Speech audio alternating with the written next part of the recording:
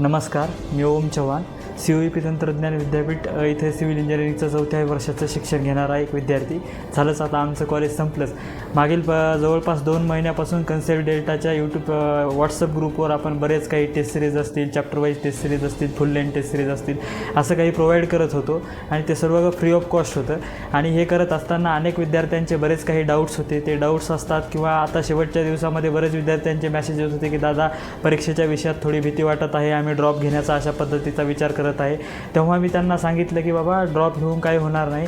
शेवटच्या 15 दिवसामध्ये त्यांचा कॉन्फिडन्स बूस्ट करण्यासाठी मी मागच्या जवळपास 10-15 दिवस त्यांच्यावर एक प्रयोग करण्याचा प्रयत्न केला. त्यांना एक मेथड सांगितली की सेल्फ ॲनालिसिस कशा पद्धतीने करा, आणि ते सेल्फ ॲनालिसिस केल्यानंतर काही मागच्या जवळपास 3-4 दिवसामध्ये त्या विद्यार्थ्यांचे 30 ते 40 मार्कसुद्धा विद्यार्थ्यांचे इम्प्रूव्ह होत आहेत. अशा पद्धतीचे मार्क इम्प्रूव्ह होत आहेत आणि ते विद्यार्थी स्वतः वैयक्तिक त्या पातळीचं डेडिकेशन देऊन त्या पद्धतीचं काम करत आहेत.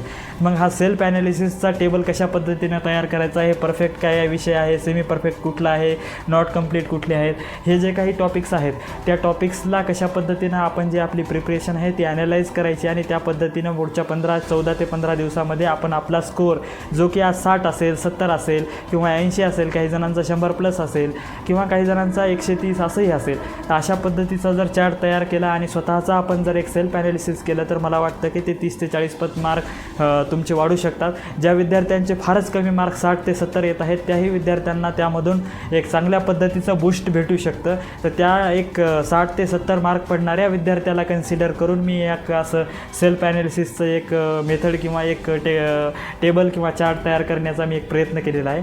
आणि ते जर तुम्हाला पाहायचं असेल याचा मी डिटेल व्हिडिओ यूट्यूबवर अपलोड केला आहे. आता हे यूट्यूबची लिंक तुम्हाला वरी बायोमध्ये मिळेल, इंस्टाग्रामच्या बायोमध्ये मिळेल आणि यूट्यूबला असाल तर तुम्हाला डिस्क्रिप्शनमध्ये ती मिळेल. धन्यवाद. पुढील अशीच माहिती जर तुम्हाला कॉलेज रिलेटेड गायडन्स पाहिजे असेल तर तुम्ही आपल्या चॅनलसोबत जोडलेले राहाल, आपल्या कन्सेप्ट डेल्टासोबत जोडलेले राहाल. धन्यवाद.